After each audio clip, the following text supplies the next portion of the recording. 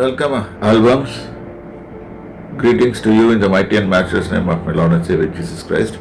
இப்போ படிக்க எடுத்துக்கொண்ட வேத பகுதி 78வது சங்கீதம். இது நாம பின் சந்ததியார் எப்படி வேதத்தை அறிந்து கொள்ள வேண்டும் என்பதை குறித்து எழுதியிருக்கிறது. இதை வாசிக்கிறேன், 4வது வசனத்திலிருந்து வாசிக்கிறேன். பின்வரும் சந்ததியான பிள்ளைகளுக்கு நாங்கள் அவைகளை மறக்காமல் கர்த்தரின் துதிகளையும் அவருடைய பலத்தையும் அவர் செய்த அதிசயங்களையும் விவரிப்போம். இங்க ஒரு டிசிஷன், ஒரு முடிவு எடுத்துட்டாங்க. பின்னால வர சந்ததியாருக்கு அறிவிக்கணும்னு சொல்லிட்டு. ஏன்னா இதுதான் கர்த்தர் ஆபிரகாம்கிட்ட எதிர்பார்த்தாரு. ஆபிரகாம் தன் பிள்ளைகளுக்கும் பிள்ளைகளின் பிள்ளைகளுக்கும் என்னை பற்றி சொல்லுவான் அப்படின்னு சொன்னாரு.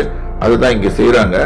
இங்க இவங்க இஸ்ரேல் புத்திரர்களும் அதே முடிவை எடுத்து இங்க வைத்திருக்காங்க. 5வது வசனம் சொல்றது, அவர் யாக்கோபிலே சாட்சியை ஏற்படுத்தி இஸ்ரவேலிலே வேதத்தை ஸ்தாபித்து அவைகளை தங்கள் பிள்ளைகளுக்கு அறிவிக்கும்படி தங்கள் பிதாக்களுக்கு கட்டளையிட்டார். இனி பிறக்கும் பிள்ளைகளாகிய பெண் சந்ததியார் அதை அறிந்து கொண்டு அவர்கள் எழும்பி தங்கள் பிள்ளைகளுக்கு அவைகளை சொல்ல முடியும்.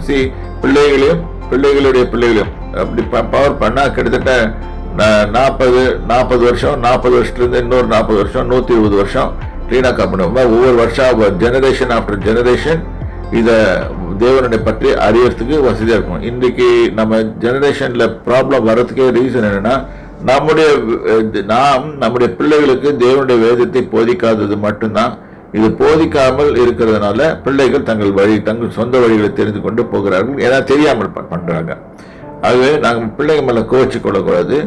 அவர்களுக்கு சொல்லி கொடுத்து அவர்களை கர்த்தருடைய வழியில் நடத்த வேண்டும். கர்த்தருடைய நாமத்தில் உங்களை ஆசீர்வதிக்கிறேன். கர்த்தருடைய நாமம் பரிசுப்படுவதாக.